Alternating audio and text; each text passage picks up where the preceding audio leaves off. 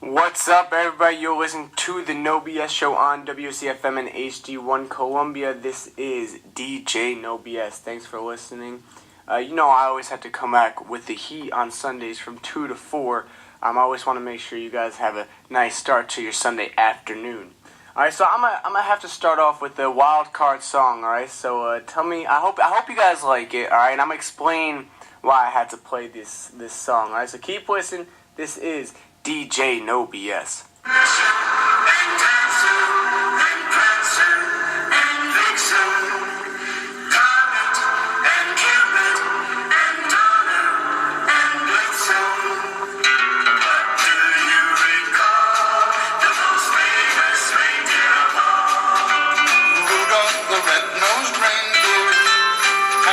Shiny nose, and if you ever saw it, you would even say it glows.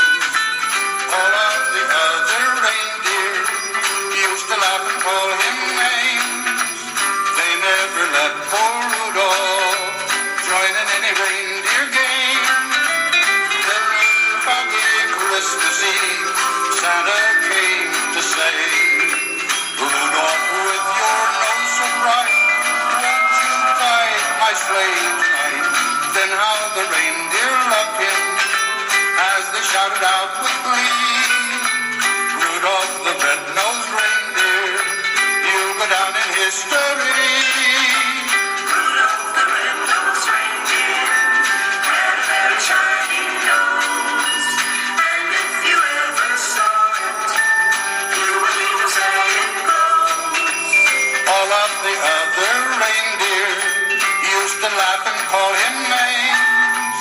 They never let poor Rudolph join in any reindeer game. Then one foggy Christmas Eve, Santa came to say, Rudolph, with your nose so bright, won't you guide my sleigh tonight? Then how the reindeer loved him as they shouted out with glee, Rudolph the red-nosed reindeer, you'll go down in history. You'll go down in history.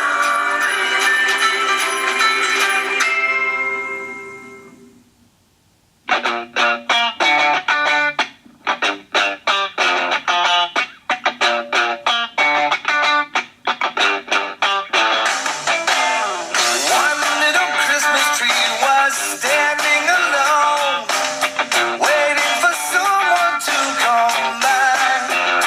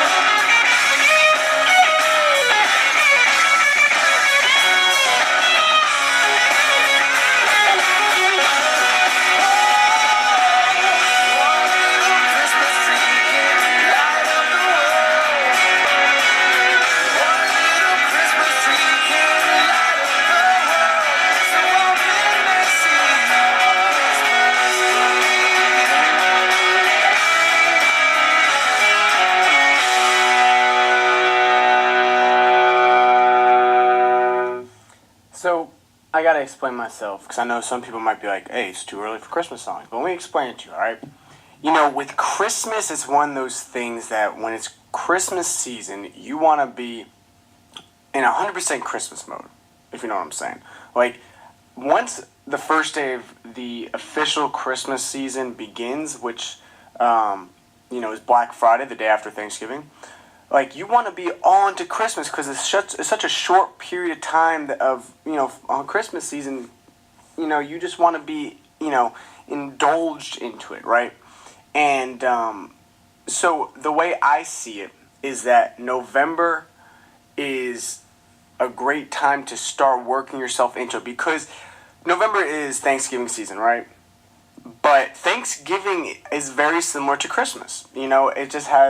It's really the difference between, the religious aspects. So, a lot of the same themes. So, being thankful. Christmas, you gotta be thankful for stuff. You gotta be thankful for Jesus. You gotta be thankful for family. Well, Thanksgiving is literally being thankful. So you gotta be thankful for the stuff you have. You are around family, friends. It's that time of great food. You got the pumpkin pies, the apple pies. You got turkey. Hey, Christmas traditionally you eat what? Duck, right? Goose. It's a lot of the same types of foods. You have, and the day itself after on Christmas, besides church, the religious aspect, you still get together with family and have a big dinner. Well, Thanksgiving, you do the same thing. Thanksgiving, you watch football. Christmas, you watch basketball. So a lot of the same themes of it. Thanksgiving is when it starts to get cold. Christmas is when it's cold. So you get into that, that cozy mentality is what I like to call it. You want to sit down, with a blanket, watching, for me, I like to watch an NBA game, but, for other people, it might be something else. But, I like to sit down, get cozy with a cup of hot cocoa, eat some cookies and watch maybe a Christmas movie, you know what I'm saying? Or watch for Thanksgiving, watch a football game. It's the same types of things, maybe just, same general types of aspects of each holiday. So what I'm saying is that Thanksgiving is the time, is like the preseason to Christmas, if that makes sense. It's a preseason, so you use this time to get into 100% Christmas mode, because on Black Friday, you can't just snap into Christmas mode. You can't do that. You got to gradually get into it, and if you don't use this time, this month to do that, you're not going to be into 100% Christmas mode until earliest, December 15th, and then when you're going to have 10 days to be in 100% Christmas mode, to me, that's no fun. That's not, because there's too much about the Christmas that you can't just fit it all into December. You got to indulge into it. You got to enjoy it for more time than that. So that's why I use this time to gradually get ourselves into the Christmas music. I'm not going to play the whole show. The whole show is not Christmas songs. The whole show isn't. That's December.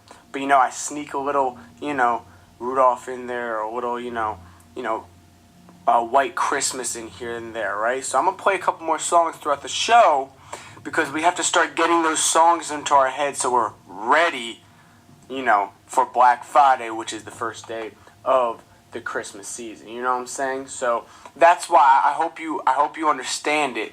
And if you want to ask me any questions about this hypothesis or this way of thinking about Christmas, you can call in. Number is 803-576-9872, And, but, Christmas, to me, is the best time of the year, Even if you aren't Christian, you could be a different religion and not believe, but, it's just everything around the holiday, being good, being with family, doing the fun stuff, it's still a great time of year, But we're going to be talking more about Christmas, because, there's just, how can you not talk about Christmas? The best time of the year, right? So keep listening.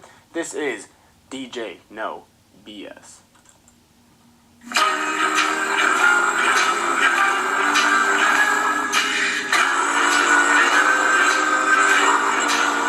Sleigh bells ring, are you listening?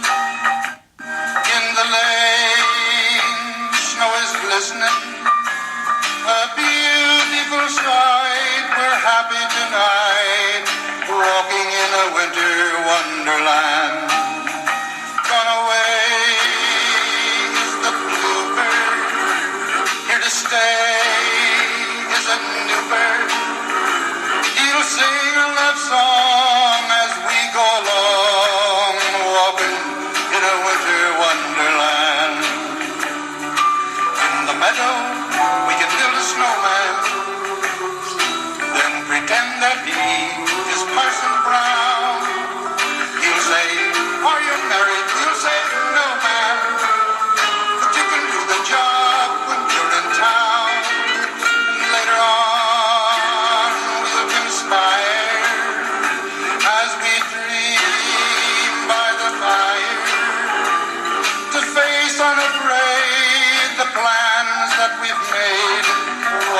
a winter wonderland. In the meadow we can build a snowman and pretend that he is Parson Brown.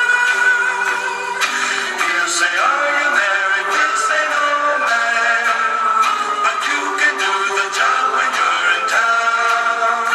Later on, we'll conspire as we dream by the fire to face unafraid the plans that we've made, walking in a winter wonderland.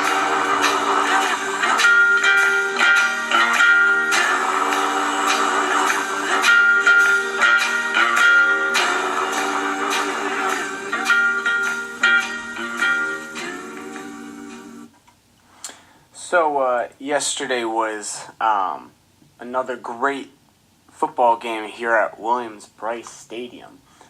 So let's talk about, because last week I didn't get to talk about too much of the Tennessee game, but I wanted to make it clear before I got off the air last week that it was a very good, it was a very impressive show, right? Last week they played very well against Tennessee, a team that I believe is overrated as well. But I think yesterday was a very good game played by both sides of the ball yesterday. So final score was 31-21. So let's start off with some of the key players yesterday. I think we got to start off the wide receivers. Bryan Edwards. I mean, this guy might have had the game of his life. He had 47 yards with 4 catches, but I think that does not really describe how effective he was. Those 4 catches were just straight mossing these guys that were trying to guard him. You know what I'm saying? He literally just took this stuff out of these other guys' hands, went over, above them, around them. They couldn't stop him because even though some of the balls were poorly thrown, he still made something out of them. He averaged about 12 yards per catch. But I think also Deebo Samuel, 125 yards, 9 receptions. He did the same thing. I mean, he was making unbelievable catches yesterday, and it continued from a great game against Tennessee. Very impressive game for them. But what I think is interesting with the reemergence of Deebo Samuel and Bryan Edwards, because they were injured to start the season, both of them.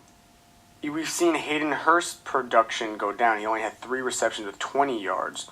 And I think he might be one of our best. Well, I think it's pretty obvious he is one of our most dangerous pieces at tight end. But I think with the emergence of Samuel and Edwards, it's going to be more balanced. So I think even though Hurst's production has gone down, it's for the better of the team.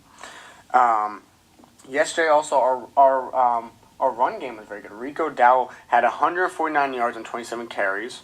Although it's only 5 yards he averaged about 5 yards. They were all timely. He picked up a lot of good rushing yards in the second half. And with the injury to A.J. Turner, that's when he emerged. And I think with Dowell and Turner, both 2 young guys, redshirt freshmen, those guys are going to be able to really produce together in the long run when, God willing, they'll stay healthy.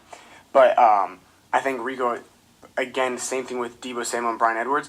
He's continuing off a very good game from Tennessee and built off that against a much weaker Missouri defense. I think we got to give credit to Jake Bentley. 254 yards.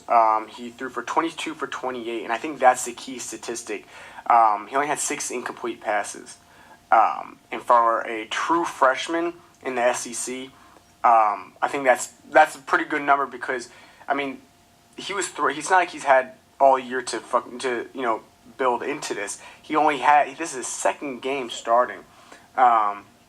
So I think that's impressive. He averaged 9 yards a throw, 2 touchdowns, again, no interceptions. I would like to see the attempts go up, though. I think yesterday we did kind of rely on our run game a little too much. 27 carries for Rico Dowell, plus 4 carries from David Williams, 6 carries from A.J. Turner.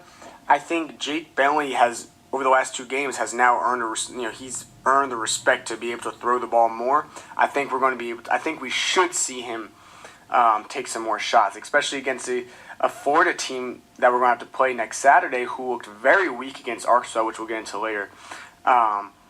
They looked very weak. I think that's going to be a good team to kind of test his capabilities. Now that we have 5 wins, we need 6 wins to be bowl eligible, and we still have to play Western Carolina. So I think if you want to test his capabilities, Florida's a pretty good team to test it against. Now our passing defense, we let up 300 yards from Drew Lock, Missouri quarterback, 82 yards from Demario Crockett, and 80 yards from Ish Witter. And see, the problem with that is that a lot of those passes were just straight up the middle, and that's something that we were getting better at stopping this year. You had a lot. Our Achilles heel for the last 2 years has been, those short pass, and we stopped that this year. And now the big problem has been our rush defense. And so now with yesterday with all those short little passes up the middle, that's how we let Missouri come back into the game. And so I think that was a major problem yesterday. But I think the rush defense was. I'm sorry. That was the rush statistics. Let me just get the passing. Sorry. Mason had 88 yards and Jamon Moore has 54 yards. So with the passing, that wasn't too good because although we didn't let up any long balls and a very timely interception at the end, you still let them get back into it with all these short passes. Mason now averaged 11 yards a catch and Moore had 9 yards a catch. Rush defense was a little better, although these guys split 80 yards per carry for both of them. Crockett had 13 carries and Witter had 11. They didn't get any big. Both of them got one big gain. One got 29 yards, one was 25, and those were both to score touchdowns. So we let up those big gains at the end of the drive, which is bad because obviously you let up a score, but I think it's better because you're not letting up multiple big plays. But that's how I see it. But overall, what I'm saying is that I think it was a better. I think yesterday was a better game compared to the early season against Kentucky, who just ran all over us, and Texas A&M. But I think overall, we're gonna have to say that yesterday was a better game. I think it was a step back from Tennessee, but we also played down to our competition. It seems like, and that's normal from a young team. I think we have 54 freshmen on the team, freshmen and registered freshmen. So I think that's just something that we're going to have to get used to, unfortunately, and we're going to see how we play to a Florida team who took a stumble yesterday. All right, keep listening. This is the No BS Show.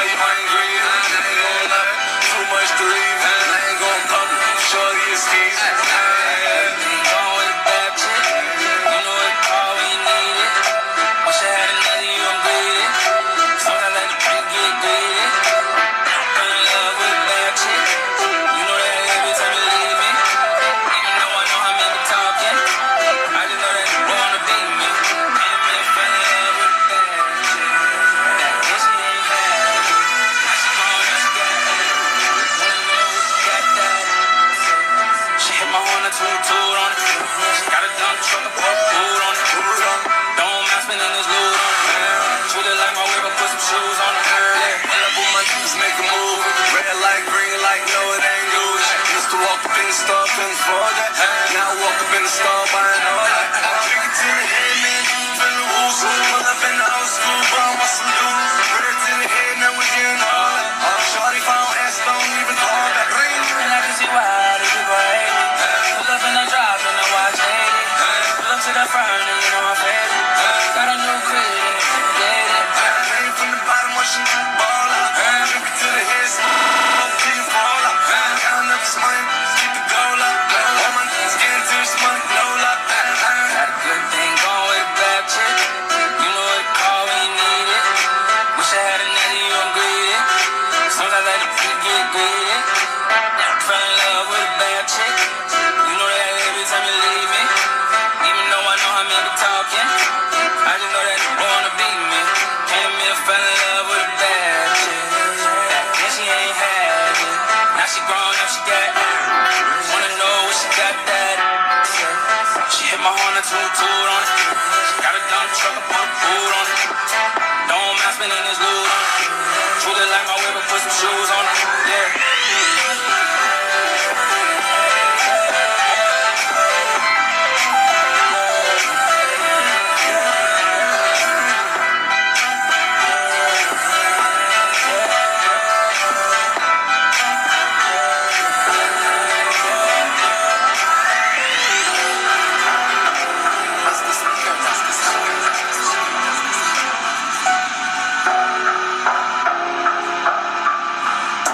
Started out with nothing, I was hungry.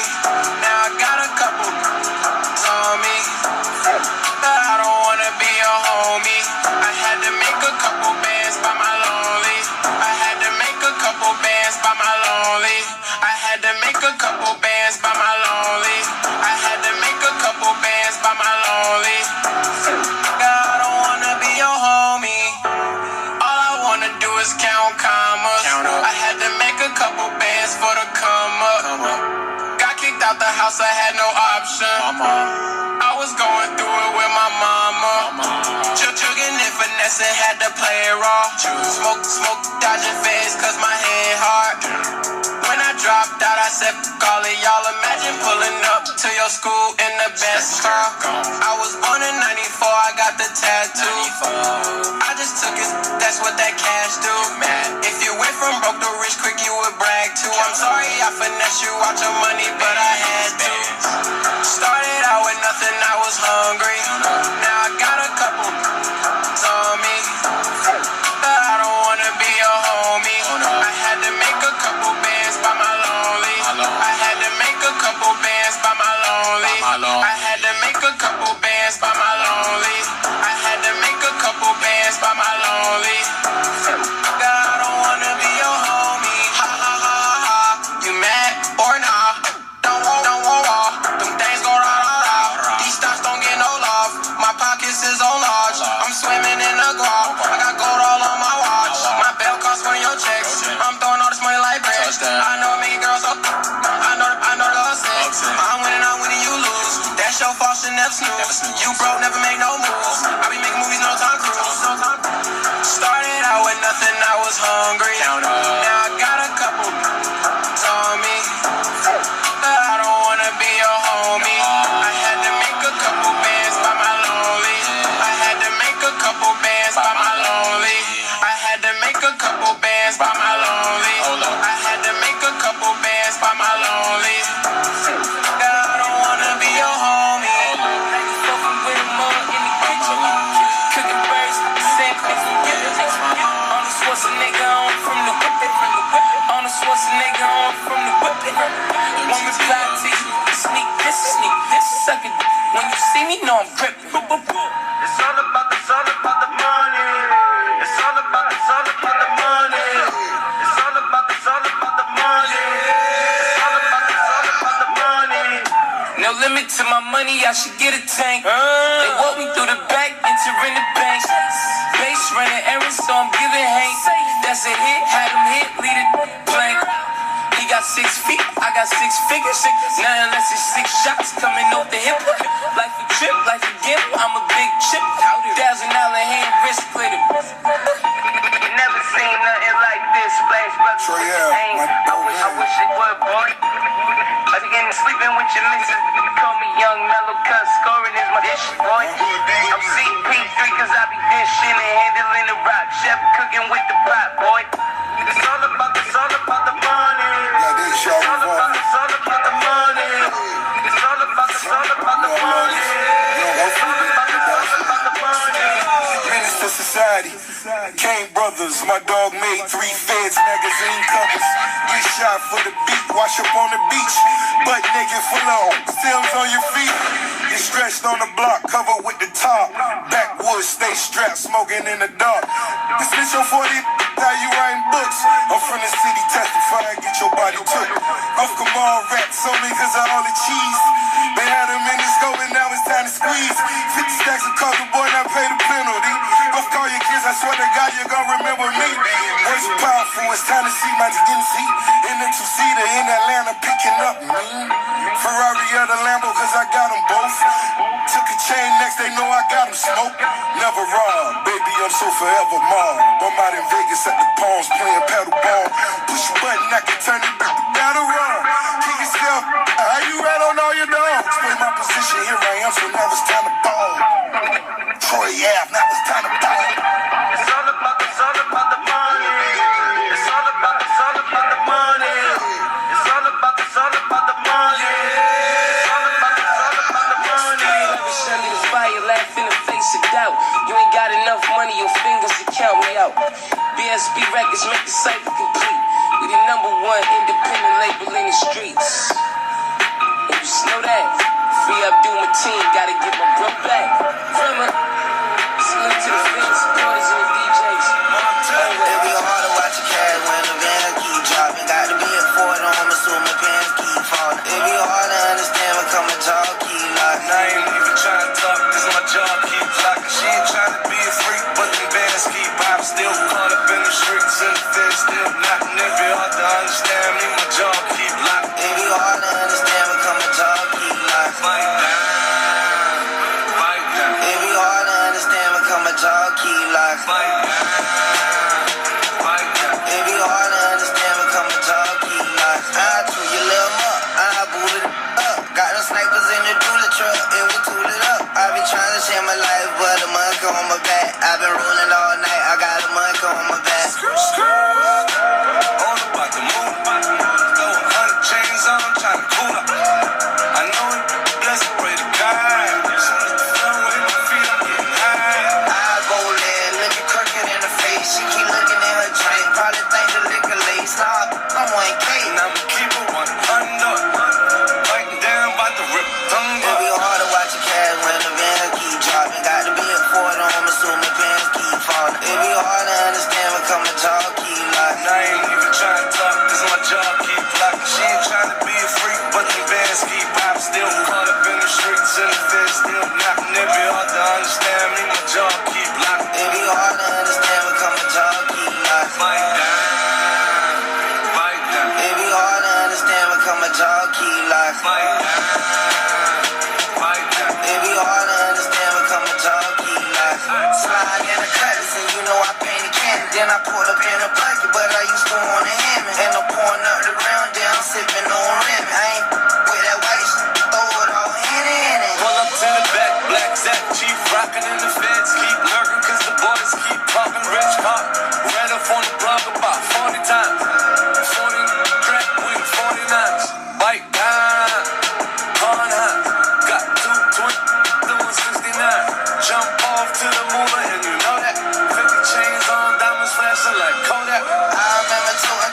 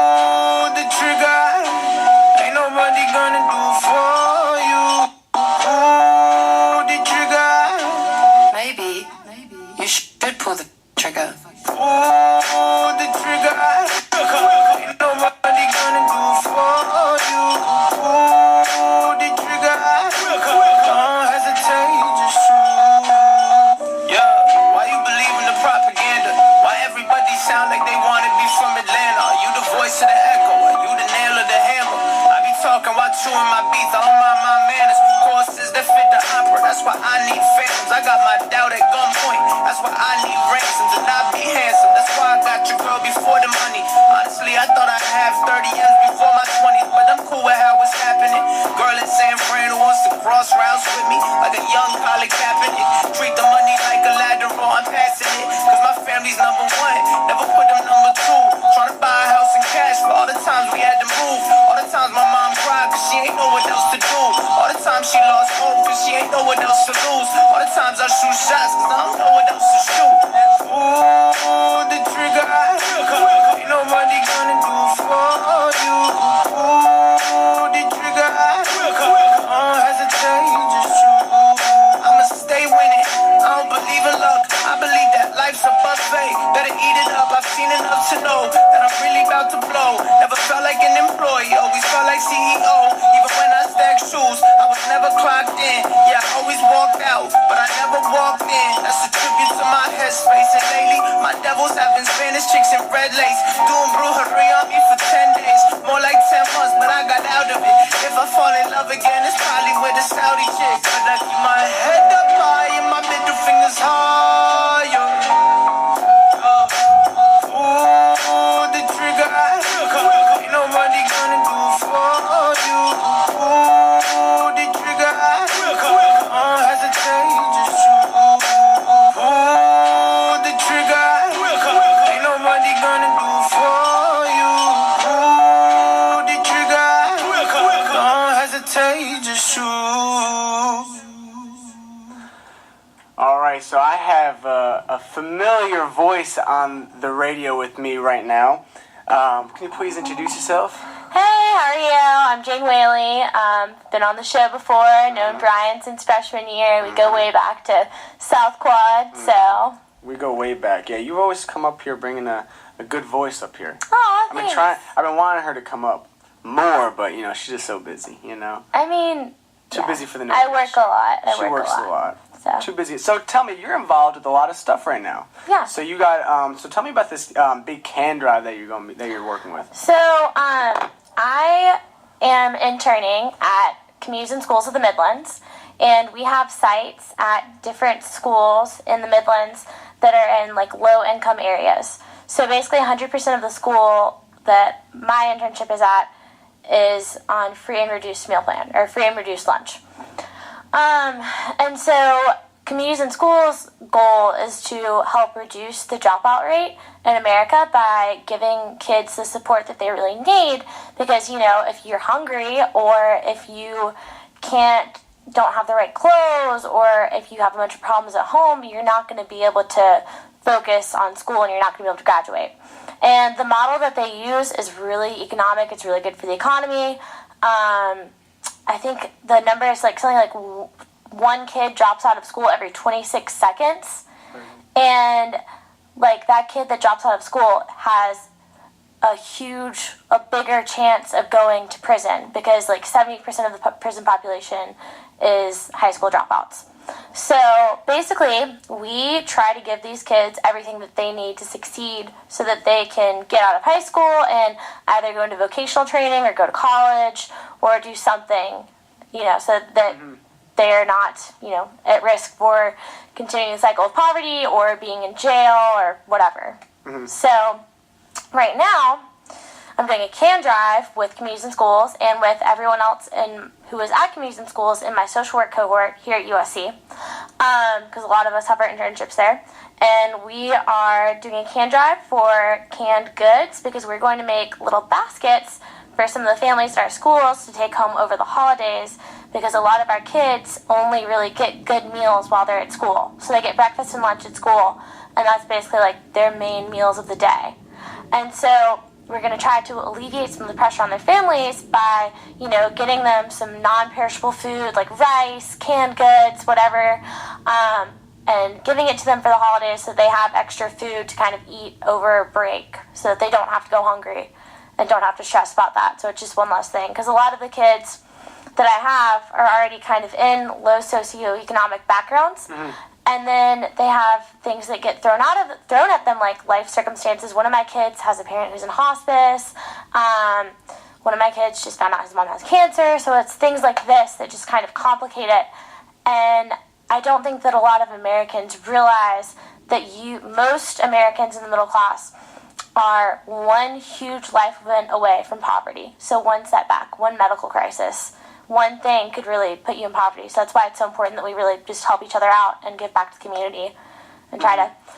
I think that's an interesting thing that you say. It's only one step away from being in poverty. I think that's one of the things that we saw over the last, really since 2008, Yeah. the financial crisis. That one step, that one thing occurred for a lot of people. One bad turn for your stocks hit it, or you lost your job and now you can't find it. That's that one event. Or with Obamacare happened. That's one bad event because your health care just went bad. Right? No, but stuff like that, I think that's a very interesting point that you bring up. I think people forget how easy it is to lose everything so quickly. I mean, especially I used to volunteer at Harvest Hope, and it was interesting to see the different people that would come in because it's a soup kitchen. It's a food bank. It's a food bank. So you would have people who would come in that had been on food stamps for a long time. They had been coming to Harvest Hope for a long time, but then you would also have people come in who had everything. Like I saw people who had Cadillacs, Mercedes.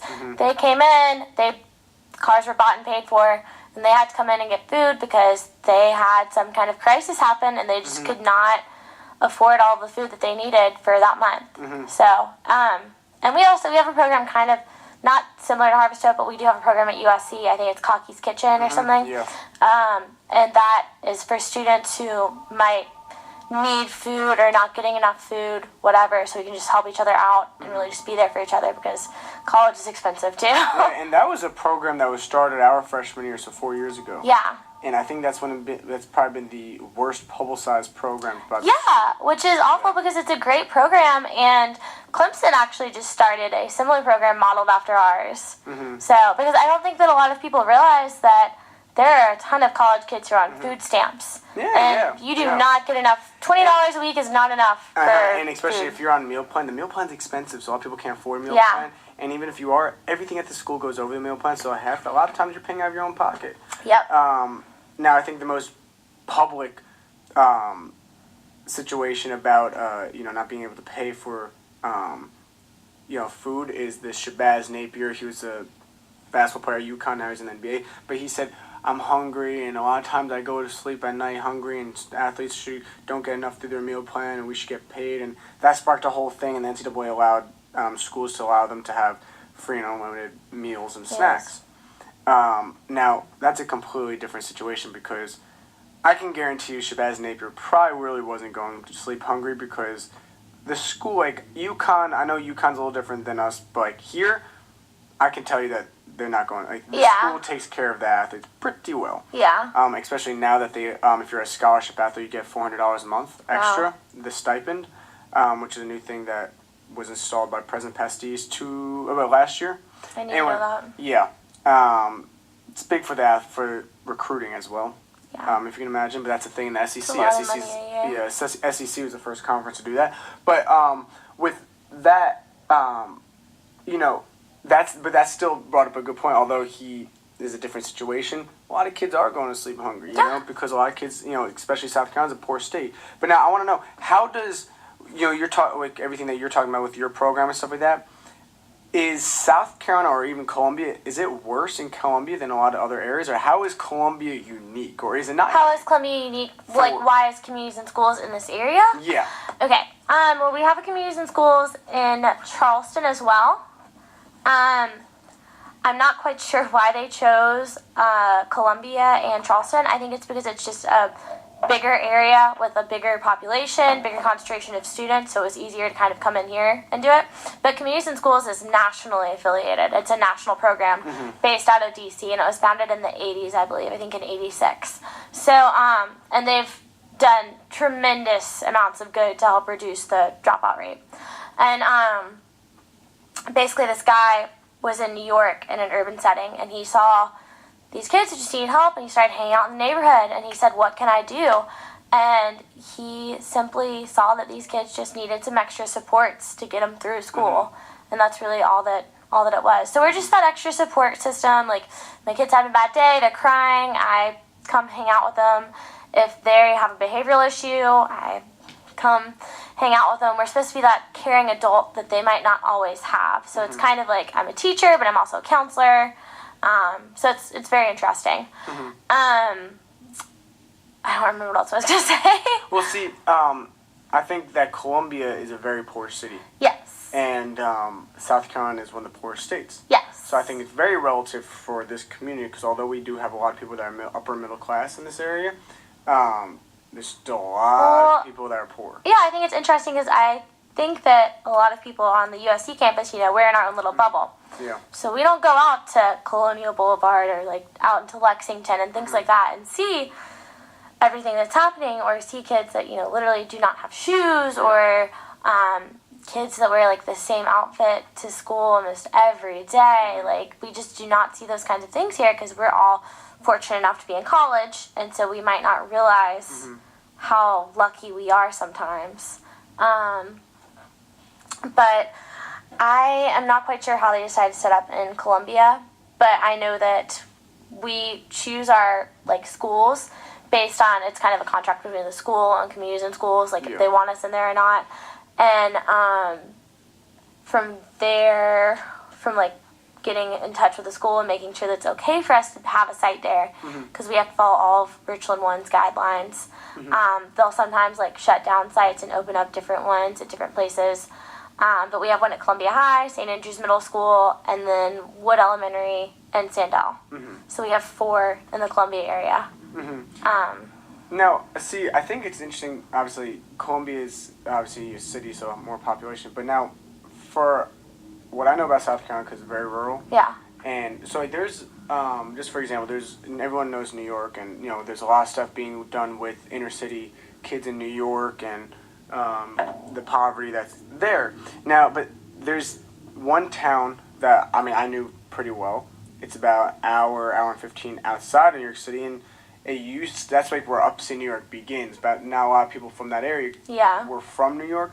But that school system, I remember when I was younger, it was really big because there's no funding. They had all their sports and art cut. Kids were coming. They had to do free breakfast for the kids. But the thing is, what is different is that it's not inner city.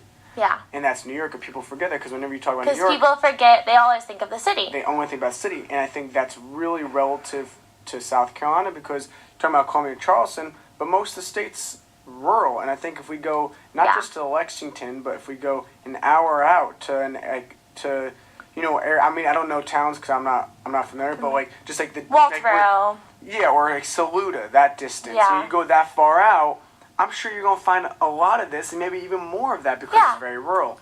And I think that's probably where I think another step should be taken, not just with your program. I'm thinking just in general. People always look to the inner cities. What about outside the city? Have you heard of the Corridor of Shame, the I-95 Corridor of Shame?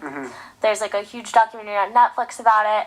It's basically all the schools on I-95 are, not all of them, but a lot of them are considered to not be too great. Some of them have still had lead paint in the buildings, and so classrooms are in trailers because there's lead paint on the walls.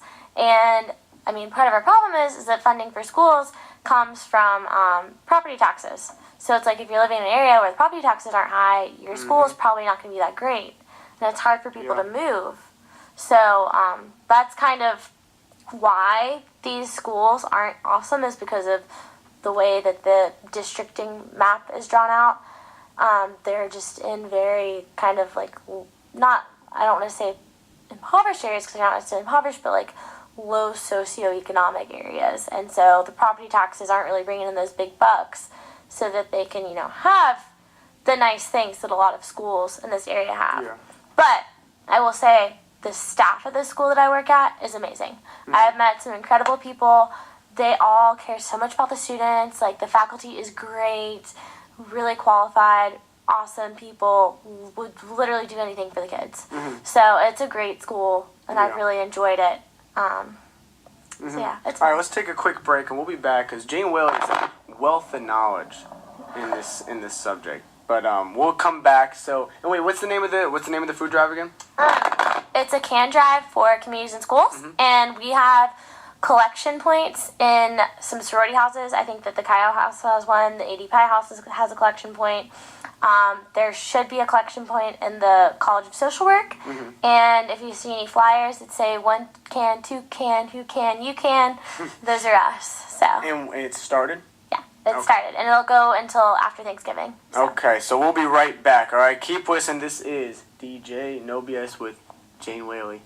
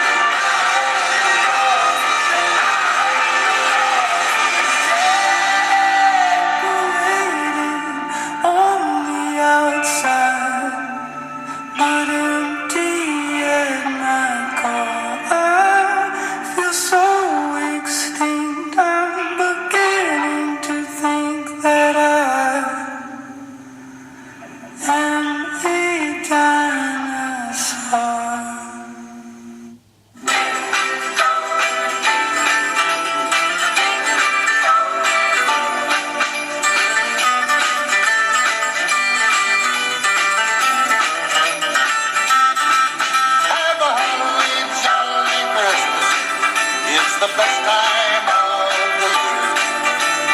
I don't know if there'll be snow, but have a cup of cheer.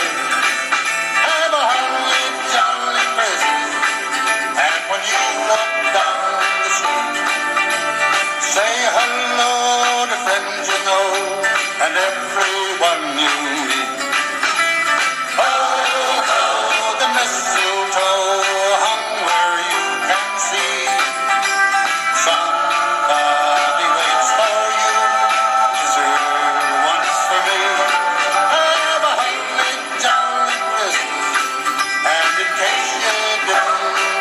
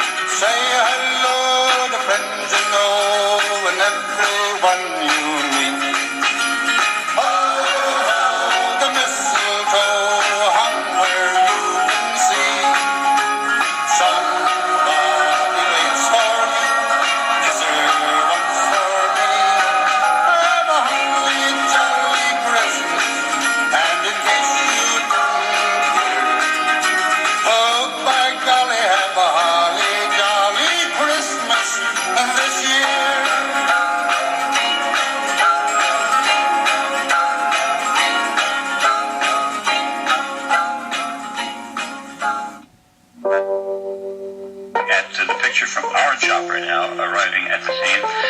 Jim Friedel in Hoboken said it appeared to bank sharply and smash directly, perhaps purposefully, into, oh my goodness, there's another one.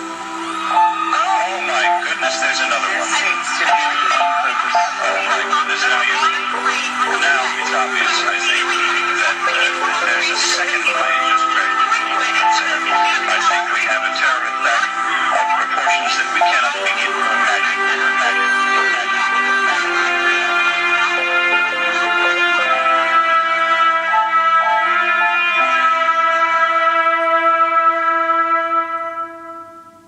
I've seen a black cloud rise up over Capitol Hill. I've seen the purple mountains of majesty melt into mounds of pills. I saw two towers crumble, seeing three colors become gray.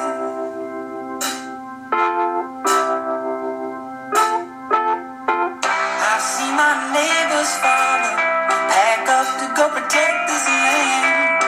He went off and left his family to fight that terror in the desert sand. I never saw him come back. They never found the things they said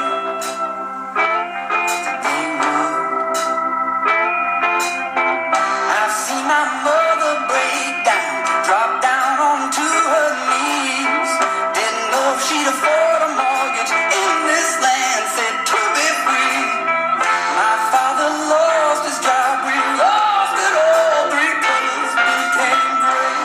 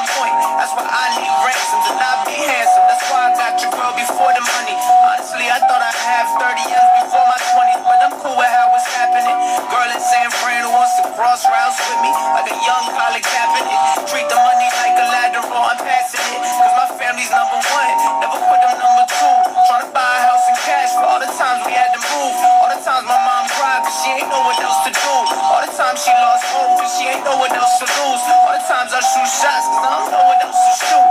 Ooh, the trigger, ain't no money gonna do for you. Ooh, the trigger, hesitate, just shoot. I'ma stay winning, I don't believe in luck. I believe that life's a buffet, better eat it up. I've seen enough to know that I'm really about to blow. Never felt like an employee, always felt like CEO. Even when I stacked shoes, I was never clocked in. Yeah, I always walked out, but I never walked in. That's a tribute to my headspace. And lately, my devils have been Spanish chicks in red lace, doing brujeria on me for 10 days, more like 10 months, but I got out of it. If I fall in love again, it's probably with a Saudi chick. But I keep my head up high and my middle fingers higher. Ooh, the trigger, ain't no money gonna do for you. Ooh, the trigger, hesitate, just shoot. Ooh, the trigger, ain't no money gonna do for you. Ooh, the trigger, hesitate, just shoot.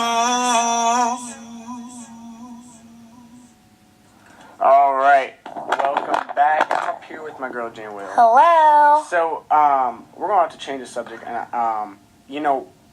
sometimes I gotta call people out on this radio station, and so, all right, what it is that for the football games, right? Tailgating is a big part of it. One of the most popular spots is called Memorial Lots. All right, it's like, how would you describe where it is? It's like kind of on the side of the stadium, not behind it. Next to the train tracks. Yeah. Yeah, so that's like the big spot for a lot of the college students, right? It's basically just one lot, and it's this car, and it just gets crazy, you know.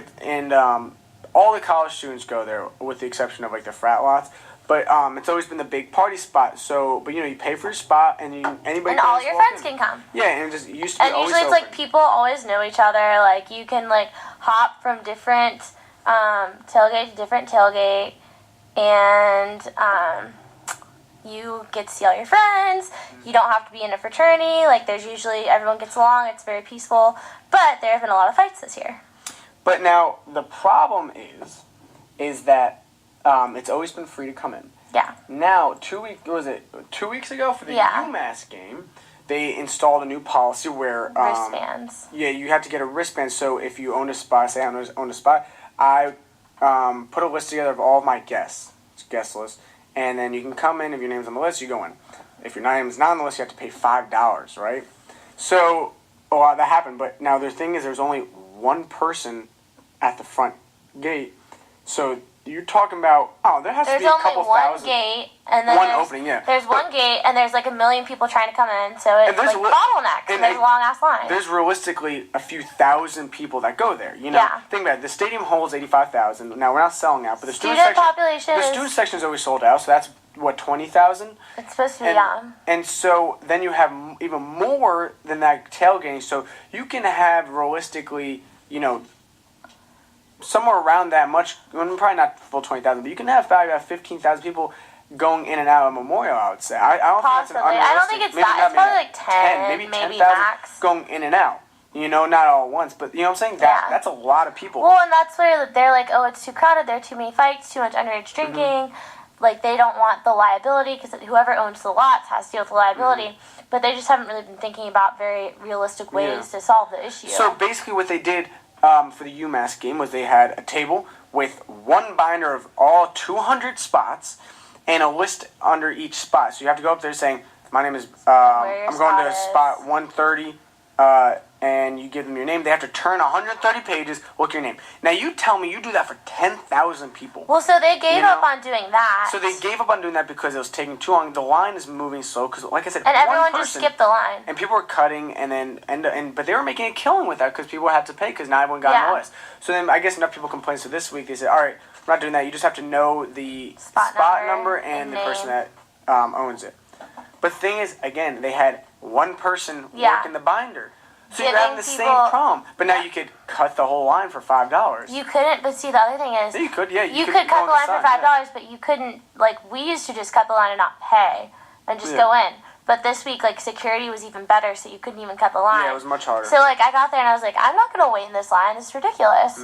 So we went to the frat lots instead, and I think Memorial's going to lose a lot of business if they keep on doing this because who wants to wait in a line to tailgate? Like, you already have to... Football... Logistically, it's hard enough already. Like yeah, and so that's the thing. Now they're saying, if you can cut, you don't have a place as a guest, you can just pay $5. Yeah. But they're just saying basically cut the line for $5. Yeah. But it's ridiculous because the line will literally be 300, 400 people long. Yeah, it was very long. And so what I'm saying is that first of all, I don't think they care about people leaving to go to frat lots because they're making all those $5 cuts. It's more money than they had last week because people already pay for the spots. I don't really think they care about that. But I think it's just terrible because that's one of the things that always made USC tailgating so fun. One of the best in the nation. We're always nationally recognized, not just for the cockaboosters, but for everything. Because it's so Memorial's crazy. always so fun. And, like, if people just stop fighting and learn how to behave, for one thing. But I don't think it's about the fighting that they do that. I really don't think that's why. Really? I think it's just about the money.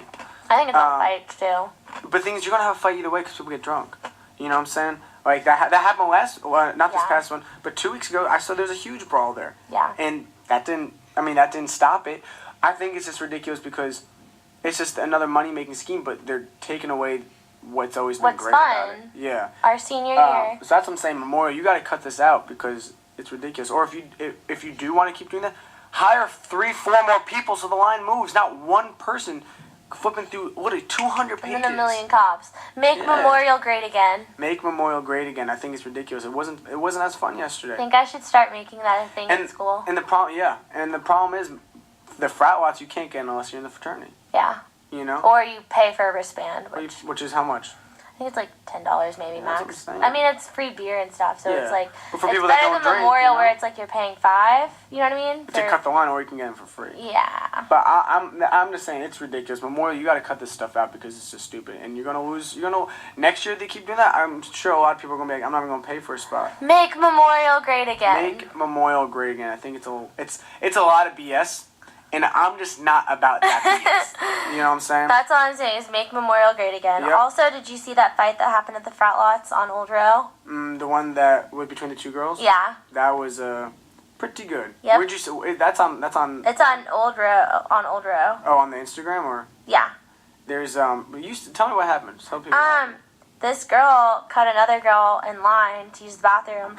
So porta this potties. one girl, to use the porta potties. So this one girl literally threw her drink on her, and then the other girl like shoved her down, and She flipped her whole like. yeah, like legit body slammed. Like it was insane. So if you see that on the row, go Cox is all I'm saying. So Go Cox. we got one more home football game left. We got Florida this week. We had 5 in a row. Yeah. 5 home games in a row. Then we have Florida this weekend. And then we got Western Carolina. I'm hoping Western Carolina is a 4 o'clock game. I hope it's 4. That It's would be never lit. every year those games are 12 o'clock. Yeah. Which stinks because that's our last Last home game football ever. game. I think I might go to the Clemson game, but Oh, you are? But it's the last Williams-Bryce football it's game. the last Willie B game. I Yeah. actually have to stay for it. Like I'm gonna go to the game and not. It's sad. One thing I've noticed this year about the football games, though, is that, you remember how Steve Spurrier, our freshman year, complained how no one was staying for the full games? Now everyone's staying. Now everyone's starting to stay again. I think it's because the last couple of games, it's been a little more exciting. Really good. You know? We've actually had, won. what is it, 3 wins in a row, actually. Yeah. Or, who do we play before UMass? I don't remember. don't even know. Georgia. Oh, which that game got like Delayed. screwed over. Yeah, and we Yeah. still lost. We came back at the end. I think that was a winnable game, though. If we played them now, I think we could have. Or we could beat them. I Now think that we we're would, healthy yeah. and everything, we got a thing going. But please, football gods, let this next game be 4 o'clock. I don't want 12 o'clock. Hey, but Jane Whaley, so I know you're going to have to get out of here real quick, but I got to get your opinion. What are you doing to get into the Christmas mode? To get in the Christmas mode, well, it's only November, so I'm gonna wait for Thanksgiving first. I think. So you're not doing anything to start getting into the Christmas Not yet. mentality? Maybe watching The Nightmare Before Christmas. Some I think more. that is the best movie to bridge from Halloween Halloween. to It's the Christmas. best movie ever. I love that movie. Okay, I'm not going to go that far. I love Tim Burton. You can't rank it higher than Miracle on 34th Street, I don't. It's a Wonderful Life, the Santa Claus trilogy, Elf. Elf is good. Elf is very Maybe watch some Harry Potter movies because they always have the Christmas scenes in it. This is my thing. Glad you brought that up. this is my thing about movies like Harry Potter. This is getting and serious. More specifically, Home Alone. This is my always my criticism about Home Alone, and this is probably gonna be a popular topic. I'm gonna bring this back up because people always, when they come on the show during the Christmas time, they say, "Oh, my favorite Christmas movie is Home Alone," and this is the same thing with Harry Potter. Home Alone and Harry Potter are not Christmas movies. I think we know that about Harry Potter. So let's just focus on Home Alone. But it's the same thing. Yeah. Home Alone is not a Christmas movie. It's a movie that takes Place at Christmas. during Christmas. So what qualifies a Christmas movie? The theme has to be about the Christmas spirit. So it could be about giving. It could be about family during Christmas time, or it could be about Santa Claus. It could have something about Rudolph the Red-Nosed Reindeer or Frosty.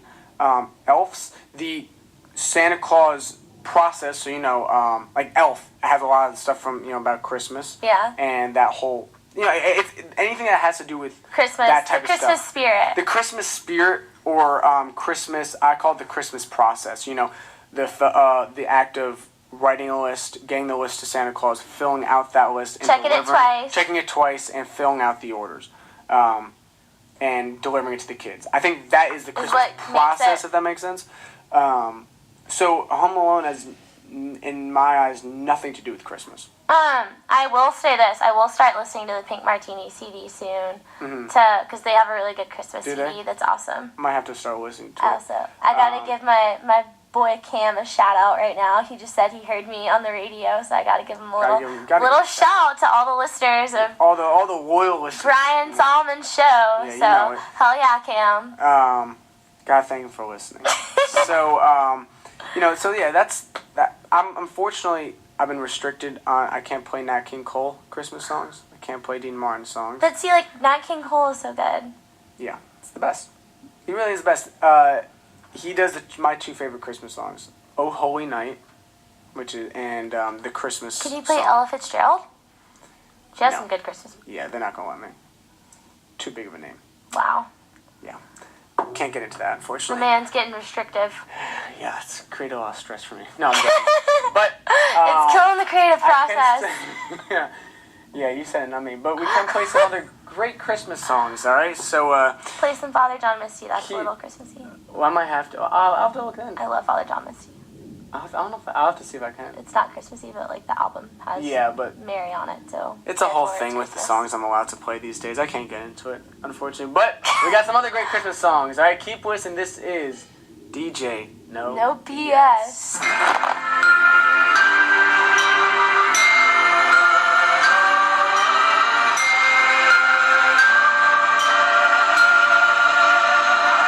I heard the bells on Christmas Day, their old familiar carols play, and wild and sweet the words repeat of peace on earth, goodwill to men.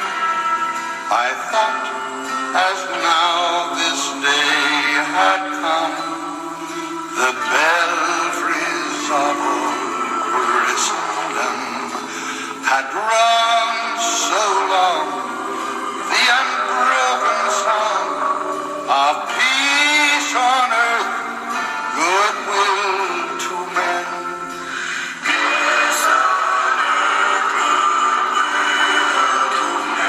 And despair I bowed my head. There is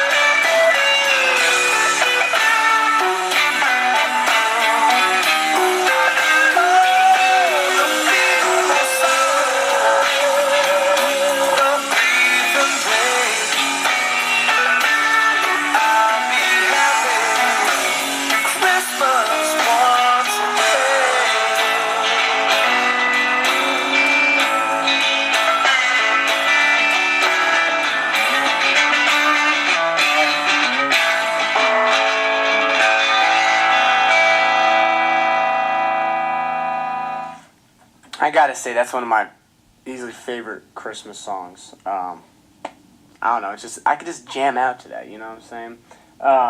But let's give a quick rundown of the college football scores yesterday. We had Western Michigan, number 23 Western Michigan easily beat Ball State 52-20. Oklahoma beat Iowa State 34-24. Baker Mayfield had 328 yards thrown, 4 touchdowns. UCLA lost to a much improved Colorado, number 15 Colorado. Now Colorado, the interesting thing is, they're 7-2. They have more wins than I think the total from the last 5 seasons. So it's good to see a team that's been so bad for so long come back. Boise State beat San Jose 45-31. Alabama yesterday beat LSU in a defensive battle 10-0. One of the things that is interesting, I know LSU is obviously a great team. They've done very well since the firing of Les Miles. But Alabama's supposed to be the definitive number 1 team in the country. And Lane Kiffin is supposed to be one of the best offensive coordinators. But how are you struggling to score? How do you not score for 3 quarters if you're the number 1 team? I know you're playing a very good LSU team, but when you're the number 1 team in the country, Nick Saban, you get the number 1 players every year. You have the best recruiting class every year. How is that all you can score? And that's when I think it gives Steve Spurrier's comment a little validity from 3 years ago when he said at the SEC Media Days, he says, when you get the number 1 recruiting class every year, I think you should have more national championships than Nick Saban does. And looking at a game like that, I think so, because Alabama, when we see how Clemson's been blowing people out, or Ohio State or Michigan, Alabama hasn't been doing that. But the thing you got to remember, Alabama has a much tougher schedule. Clemson gets to play Syracuse. Alabama gets to play LSU. Alabama gets to play Arkansas. Ohio State gets to play Indiana. Alabama gets to play Ole Miss. That's a much different. So that's why I do got to point out. But still, 10 points when you're the number 1 team in the country, I got to see something more. I still think they're the number 1 team in the country. Their defense obviously played unbelievable. They shut out the number 13 team in the country. But I just want to see more from this offense. I haven't been too impressed with their quarterbacks in a long time. Jalen Hurts, a freshman, I believe, he only had 170 yards thrown yesterday. He had 1 interception, but he did have 114 yards rushing. But I want to see the ball start moving more. And then we go to up north in Clemson. The upstate Clemson beat a very, very bad Syracuse team 54-0. So I'm not putting any weight on that game. Then Michigan blew out Maryland 59-3. Wilton Spee had 360 yards thrown with 2 touchdowns. And Devion Smith had 114 yards on 19 carries for 3 touchdowns. Michigan's looking extremely impressive. I think they're going to run away with that Big Ten championship if they can get through Ohio State, which I think they will because they're just playing that well. Mississippi State upset the surprise number 14 Texas A&M 35-28, and that's really bad for the SEC because, although we all know Mississippi State is a good team, because I always say if you're in the SEC, you're a good team. It doesn't matter. But Texas A&M everyone was surprised that they were the number 4 team in the country. They were a 1-loss team that jumped an undefeated Washington team for that last spot in the top 4, and a lot of people were saying that's not, obviously in the West Coast they're saying, hey, that's SEC bias. But here we're saying, oh no, that's, that they are that good. But then you lose to Mississippi State team, that makes the SEC overall looks bad. So that was a big loss for not just the Texas A&M, but for the whole conference. Washington killed California 66-27. Jake Bryan, another huge game, 378 yards thrown, 6 touchdowns. He could be the Heisman Trophy winner this winter in New York. Ohio State killed a very good Nebraska team, 62-3. They scored 24 in the third. J.T. Perry had 290 yards throwing 4 touchdowns. That Michigan Ohio State game, like I said, I think Michigan is going to win it. But that's going to be a slugfest. I think that's going to be one of the best games of the regular season. Louisville demolished Boston College 52-7.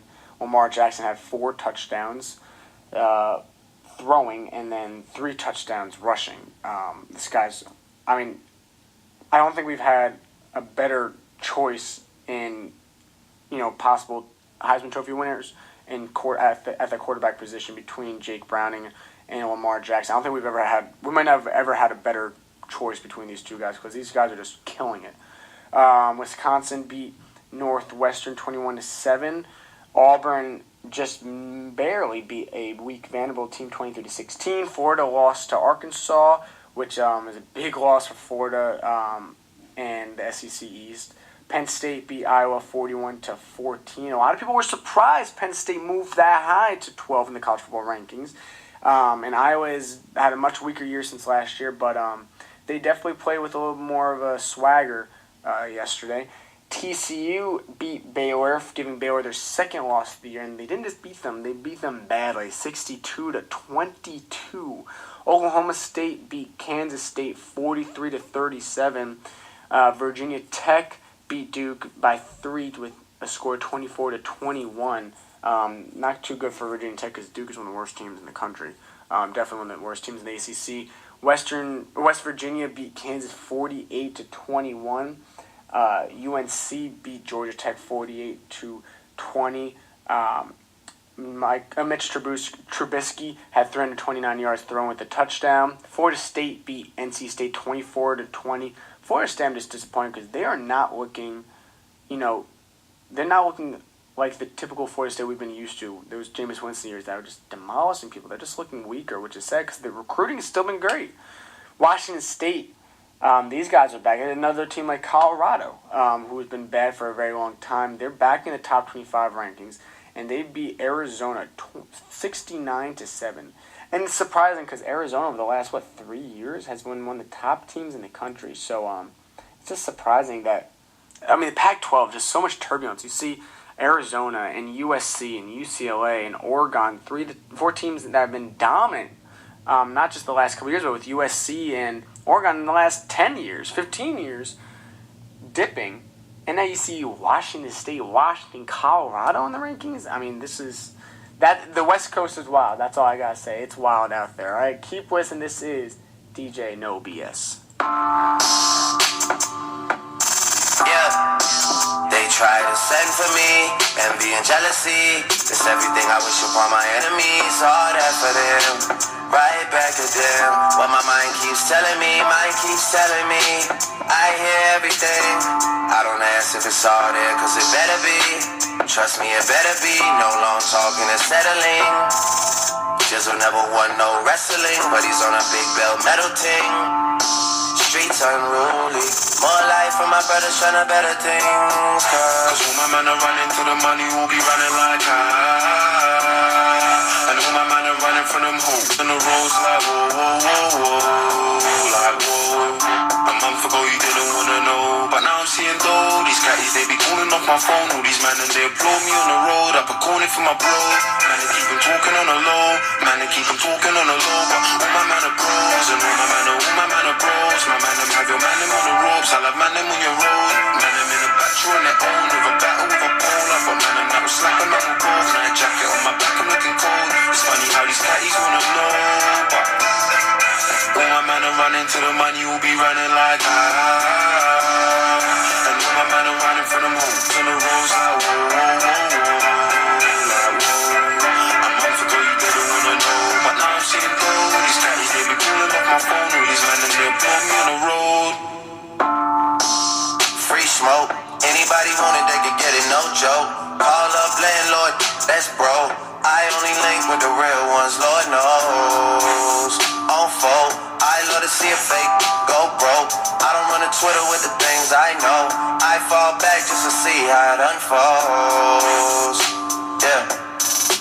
Like whoa, like whoa. Years ago they didn't wanna know, but now I'm seeing dough. Catchies, they be calling up my phone, trying to get tickets to a show. Yeah. I got UK things on a WhatsApp now, like +44 on the road. Yeah, like whoa.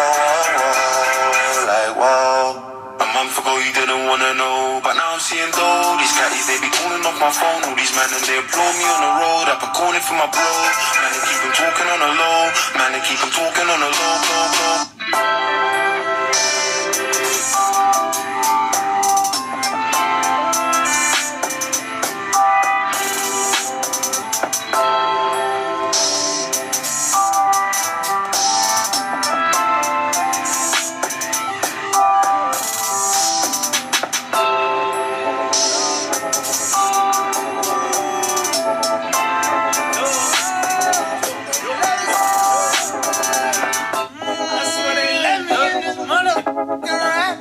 Got the chick, I call her Lola. She feel like the ocean, like to drink and smoke some Doja. And I feel like smoking, plus she good at charming cobras. I feel like I'm chosen, but she ain't the only one. No. Got the chick, I call her Katia. She be acting bougie, then she came through and tied me up. Now she just a groupie, got the aura of the mafia. Her friends wish they knew me, but they ain't the only ones.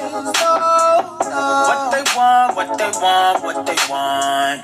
Dollar signs, yeah, I know it's what they want. What they want, what they want, what they want. Y'all ain't fooling me at all. Ooh, ooh, ooh. I've been at this for 9 years. Now they start to call. I'm a DIY pioneer. They trying to get involved. Yippee-ki-yay, higher. Got to set it off. I'm probably the only one. Yeah. I'm correct when you approach me. I can size you up. Taking all the shots like Kobe. Almost 81. Guess I got to play the goalie and go and save me some. I'm probably the only one. Hey, hey. What they want, what they want, what they want. Dollar signs, yeah, I know it's what they want. What they want, what they want, what they want. Y'all ain't fooling me at all. Ooh, ooh, ooh. Who wants my money? I'll tell you who I with. Who's pulling strings? I'm just pointing out all the puppets. What I'm demanding is fucking up all the budgets. I'm smart as me talking like I'm the dumbest, but I know what they want from me. Dollars, lot of stock in me. It ain't nothing personal, it's business, and I'm a commodity. But honestly, Pop-Up would be turning in his grave the day I let someone else become the boss of me. When there's a boss of me, I'll be damned. What they want, what they want, what they want. Dollar signs, yeah, I know it's what they want. What they want, what they want, what they want. Y'all ain't fooling me at all. Ooh, ooh, ooh.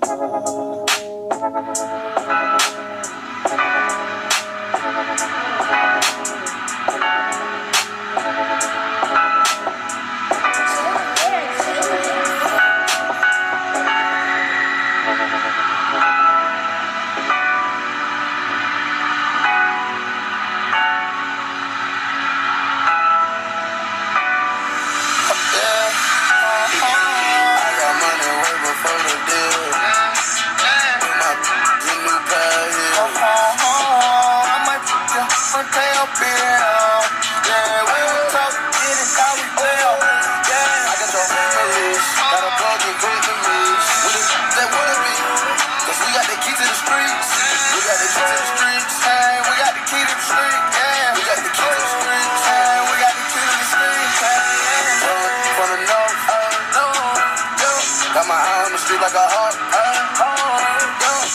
rap 'em, put 'em on the boat, better not choke, and there ain't no running off, no. We got the key to the streets, everybody know the speed. Used to dream about 50,000 in my jeans, now 50,000 cheap to me. Remember the days watching the hot boys and Master P. Now I'm down in Miami, one phone call, I pull up on Weezy. All of my with me, you feel straps on everybody in the field. All of my came from them, or either they can get in doggy still. I feel like I'm not having no fun. Before the fancy $250,000, came from robbing piece of man. They been talking about the bill. I got money way before the deal. Put my in new pair here. I might put you on tail bill. Yeah, we would talk, did it how we feel. Yeah, I got your man, got a plug in quick to me. We the that would it be? Cause we got the key to the streets. We got the key to the streets.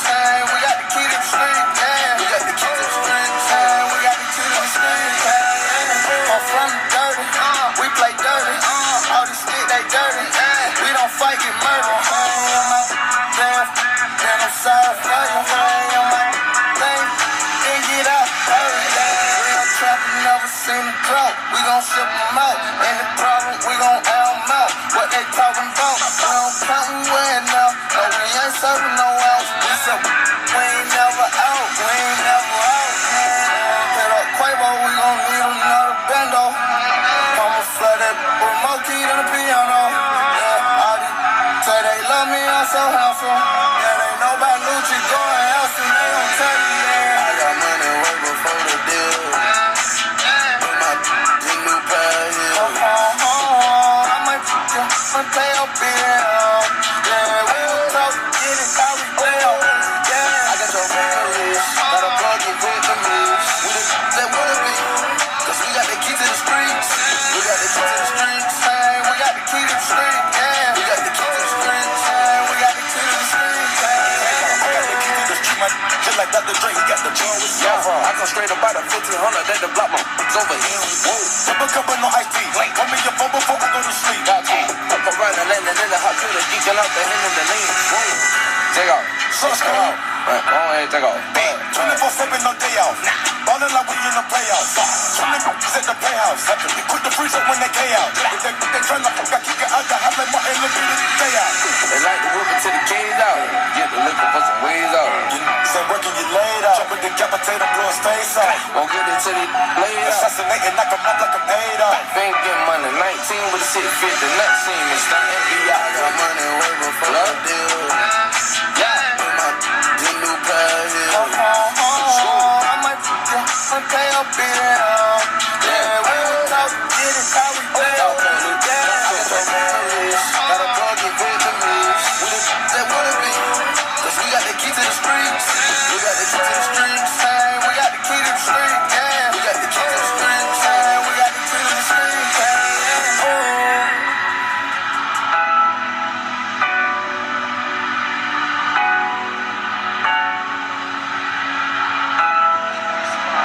Kinda wanna boss up, she went there.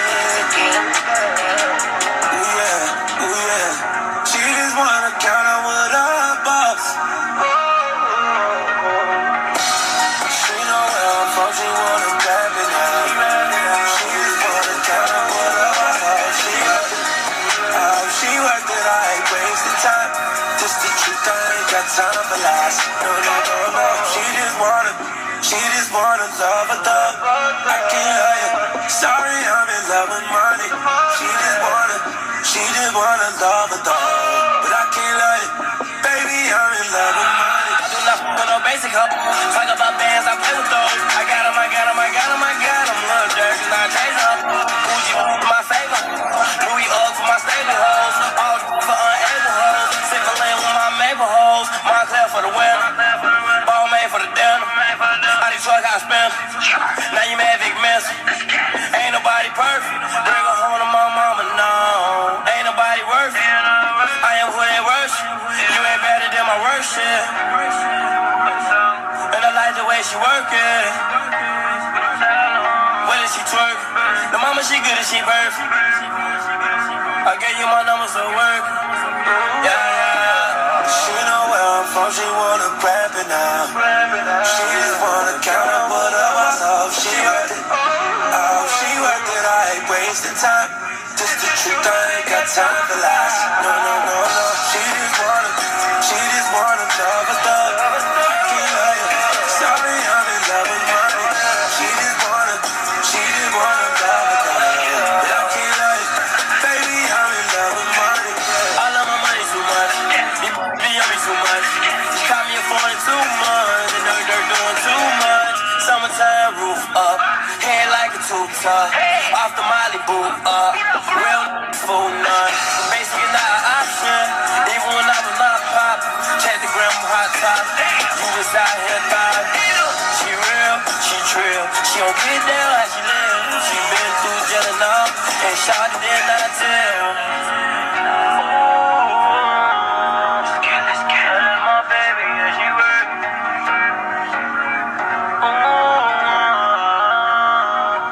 My baby, yeah, she work. She know where I'm from, she wanna grab it now. She just wanna count up what I was off. She worked it, I ain't wasting time. Just the truth, I ain't got time for lies. No. She just wanna love a thug. I can't lie you. Sorry, I'm in love with money. She just wanna love a thug. But I can't lie you. Baby, I'm in love with money.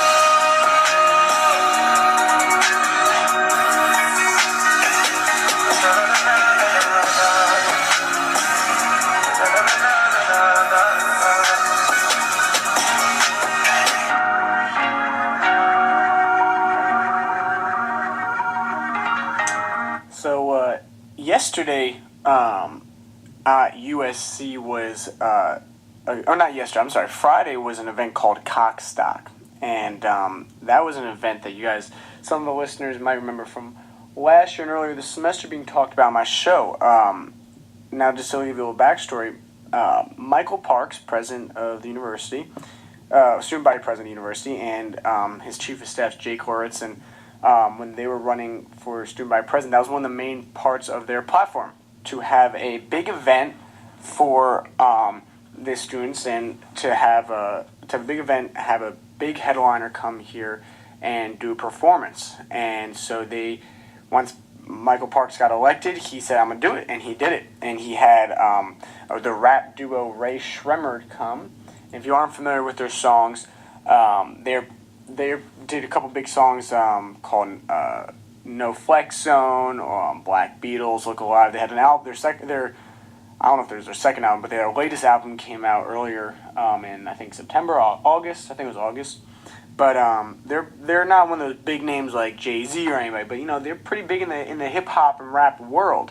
So that was definitely a great event. They had it on Friday at the rec fields next to Strom Thurmond Fitness Center, and it was a great event. I just got to really applaud those guys for actually carrying it out, because we've seen so many times, typical political situation where a candidate's elected and doesn't follow through with what they promised. But they really pulled through. I think it was a great event. They had over 8,000 people, 8,000 students come. It was a free event for students, and so they had over 8,000 students come, and it was just a very impressive show. And I think I just got to applaud them for what they did, But now let's transition. I love talking about basketball, so let's talk a little bit about the NBA. All right. So you look at the Eastern Conference. I think a lot of people are hoping for different Eastern Conference, and I know it's very early, but so far the standings look largely the same as last year. You have Cavaliers just beating people easily in the East. They're 6-0. Not even actually that easily. They hardly beat the worst team in the East, the Philadelphia 76ers. They struggled against them, but they're still 6-0, and it's just they have such an easy path to the championship with a loaded team with Kyrie, J.R. Smith, LeBron, and Kevin Love. They have the easiest path in the NBA. But Charlotte Hornets looking very impressive, 4-1, led by Kemba Walker. And I hope Kemba Walker will get some respect this year and get voted to an All-Star team, because I know there's so many good point guards in the East. Kyrie Irving, you got Kyle Lowry, you have Jeff Teague, Isaiah Thomas. You could have Giannis Antetokounmpo being voted in as a point guard. But you have such a great group of point guards in the East, but I still think he deserves it. He really plays at a high level. Toronto Raptors are looking down again, 4-1, with that dynamic duo of Kyle Lowry and DeMar DeRozan. Detroit is looking good even without Reggie Jackson, because he's been injured. And once they get Jackson back, they're going to have their main scorer back. But with him out, Tobias Harris has really picked up the load. Andre Drummond is continuing his monstrous rebounding games. He has more 20-plus rebounding games than anybody else in the NBA combined. Atlanta's looking very good with Dwight Howard, and I was thinking. I think one of the big questions was: is Dwight Howard an improvement over the loss of? Is he an improvement over Al Horford, who left for Boston, or did they take a step back? And with that team with Paul Millsap and Jeff Teague and Al Horford and Kyle Korver, they plateaued 2 years ago, and they weren't going to go anywhere farther.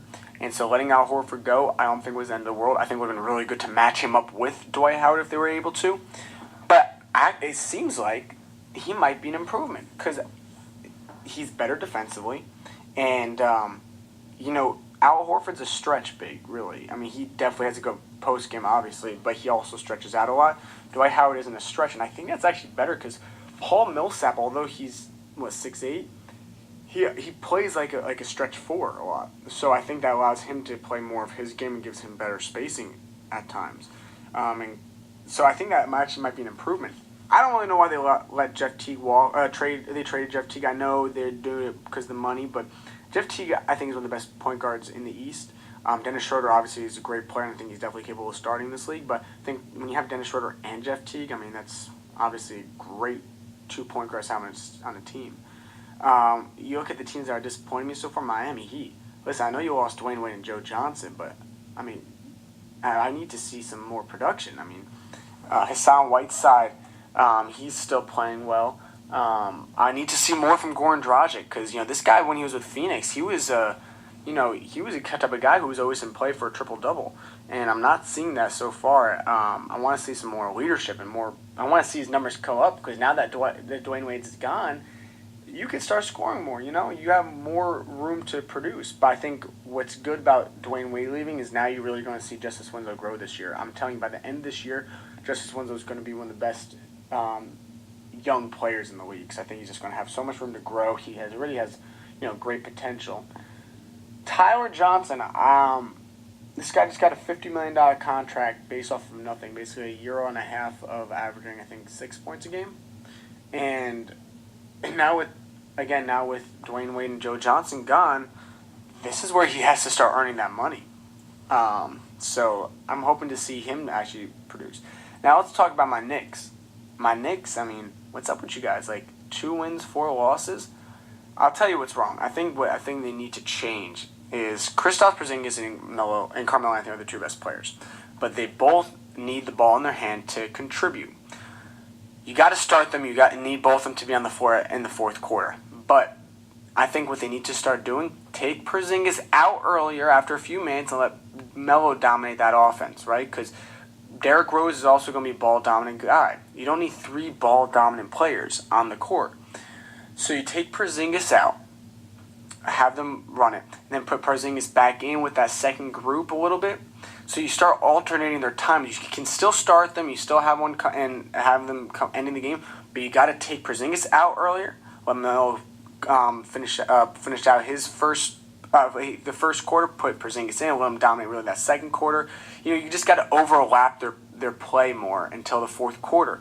That way, Porzingis can get the ball more like against Chicago.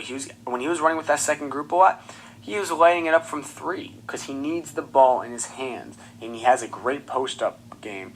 And I think that's going to help that second group who doesn't, besides Brandon Jennings, they don't have any scores. That's the problem. The second group is very thin for the Knicks. Brandon Jennings is a great player, but if you're really going to be contending for the playoffs, he can't be your only player.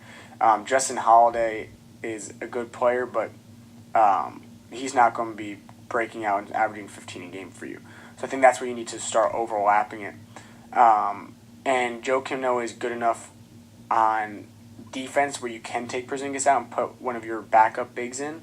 Hershey Gomez is one guy that you could put him in. He has size, and since he's European, he has a lot of similar characteristics to his game as Porzingis, so you can put him in while matching him up with Noah. But the East is, like I said, it's nothing really too surprising. I thought the Pacers were going to be having a better start, but they've also had a tougher schedule to start off the season. But Paul George, he's really leading that team. I think they have great players. Paul George, Jeff Teague, Miles Turner, Monte Ellis. That's a great group of guys right there. Go to the West. Surprise at the top. You have Oklahoma City, then the Clippers, then the Spurs, then the Warriors. So interesting that the Thunder, without Kevin Durant, are there. But the question is, can they sustain it? Russell Westbrook is going to have to continue to average a triple-double, I think, in order to sustain the success. Because, the way he's playing, I don't know if he could do that 82 games. he puts so much effort into his game, which is crazy. It seems like he never gets tired, but in a Western Conference, when he's going up against Chris Paul and Steph Curry and, D'Angelo Russell, who I know your question probably want to put him in there, but D'Angelo Russell's been balling out.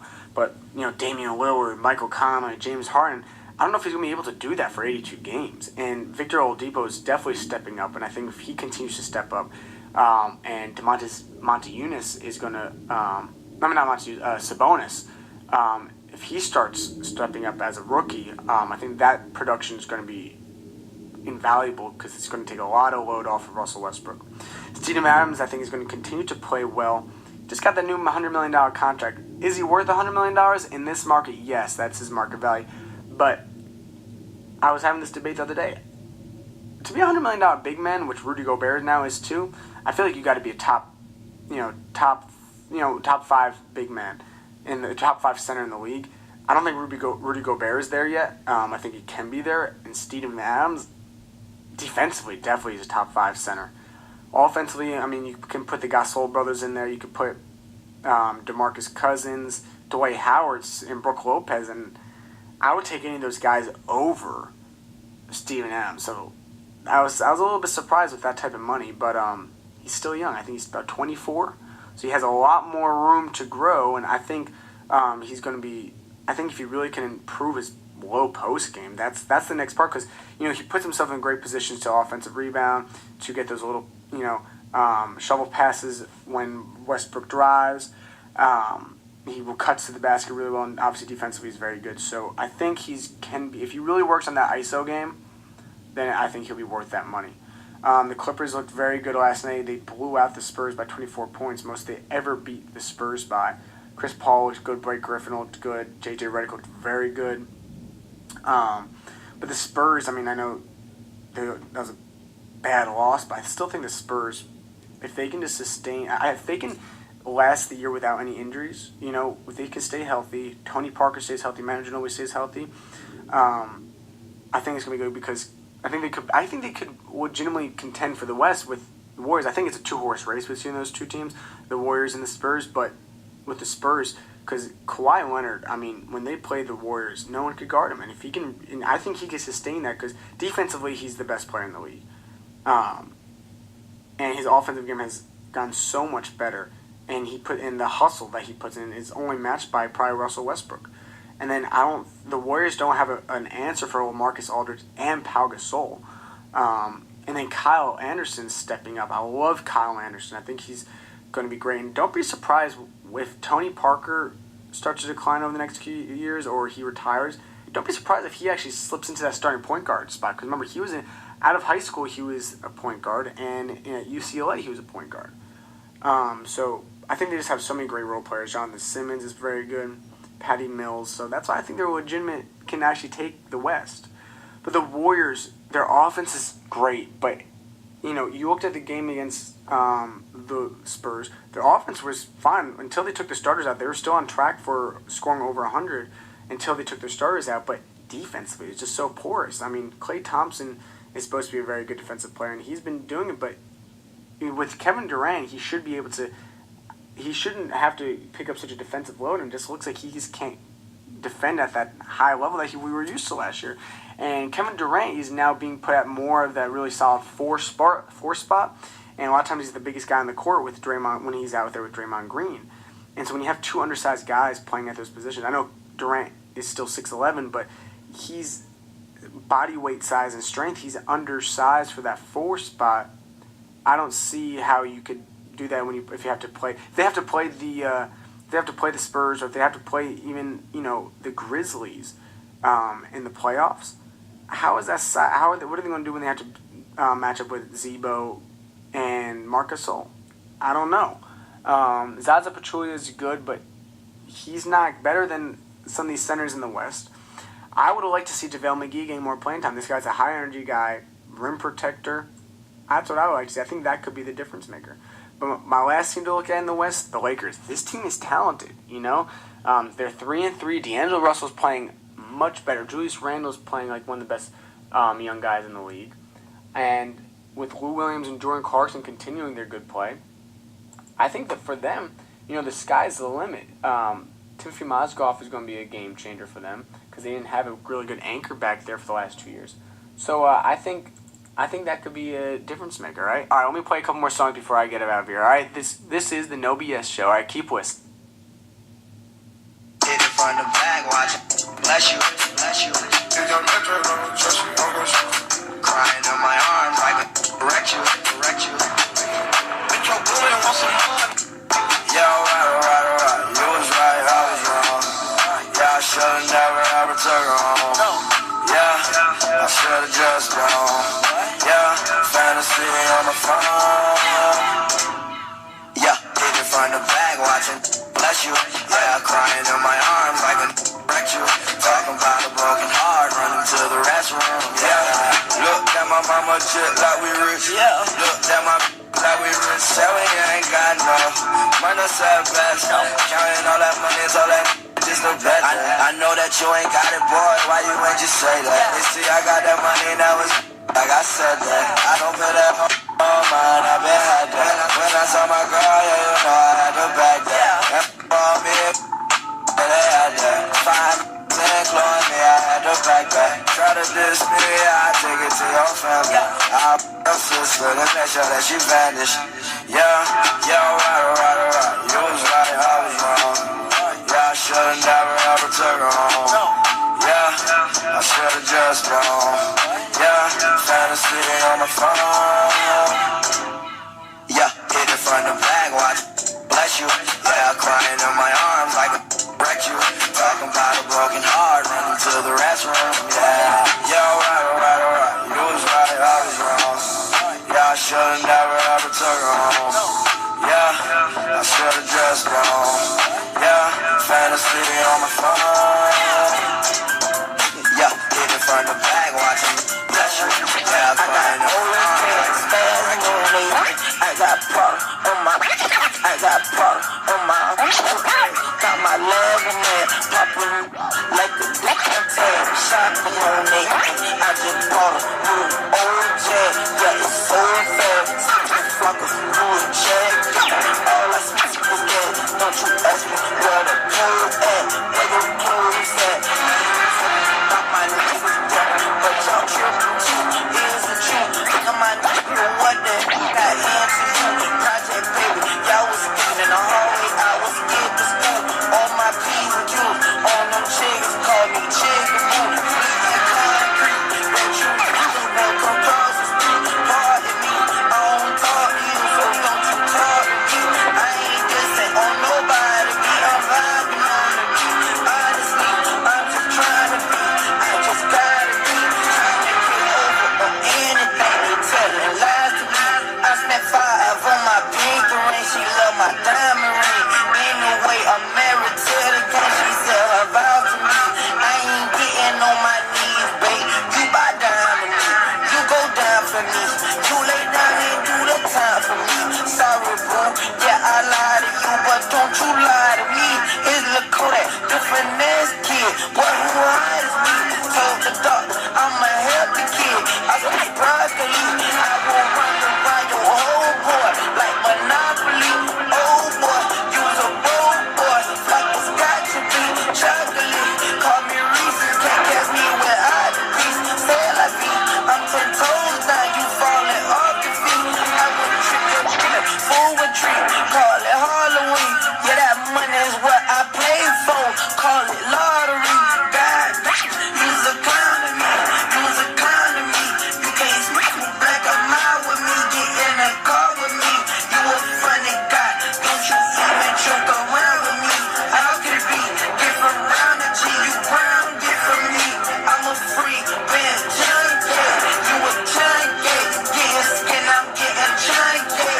Getting money, that's some food. Boy, you hungry, I want some honey.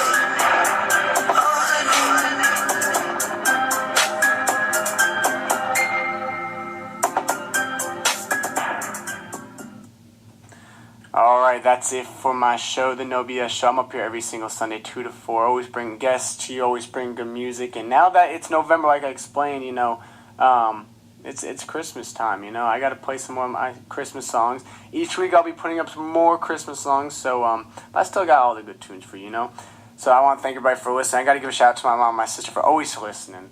You know, loyal listeners. It's what you gotta love. You know what I'm saying? So keep listening. We got another great show coming up next. All right, this has been the No BS Show. I'll be up here next week.